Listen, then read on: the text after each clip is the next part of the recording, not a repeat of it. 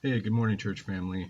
This is Pastor Bill for Youth Talk. It's a little bit earlier, but I wanted to jump on so I'm not late. Today we are talking about 1 Samuel chapter 8, verses 4 through 20. Um, it's a scripture that you probably should read. It's relatively long, and but to summarize, the people of Israel they have went to Samuel and they are asking Samuel and telling him that they want to have a king appointed or put over them, and because they weren't happy with what Samuel was doing and his sons were um, not up to leading them, so they asked for a king. Well, as you see in the scripture, Samuel goes on to warn them and saying, if you have a king, you're going to have all these different types of things happen. You're going to have the king is going to want your children or your sons to possibly go to battle.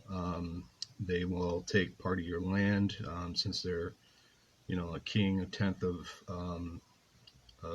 whatever they might want. And he goes on to tell them all these things about why this is a bad idea. And it made me think about a time when I was so focused on um, having money. I was about 16, and I thought, oh, I want to have money to do this, money to do that, and um,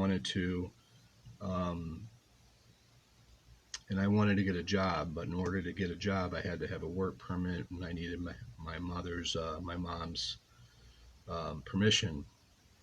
And I remember her telling me, you know, once you start working, you'll never stop. And I thought to myself, what does she know? I can stop, I can take some time off and, um, stop working for a month or two or whatever it might be. And she was right. I've been working since I was 16 and never had really the luxury of just um, enjoying a life and not having a commitment to go somewhere.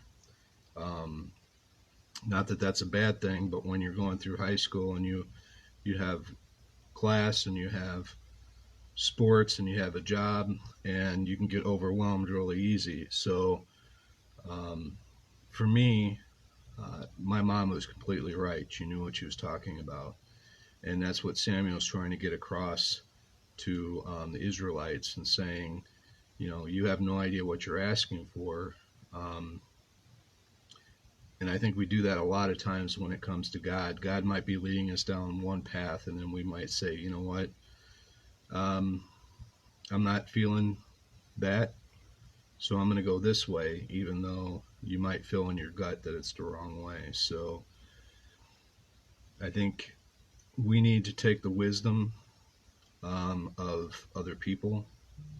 We need to take that to heart. We need to listen. We have to have open minds and hearts to listen to people with experience. It's not always easy. Our pride gets in the way because we know everything. Um, so we just need to be open to hear advice, even if it's advice that we don't want to hear. We'll talk a little bit more about this at church at 11:15. Hope to see you there. If not, let me know if you need anything. God bless.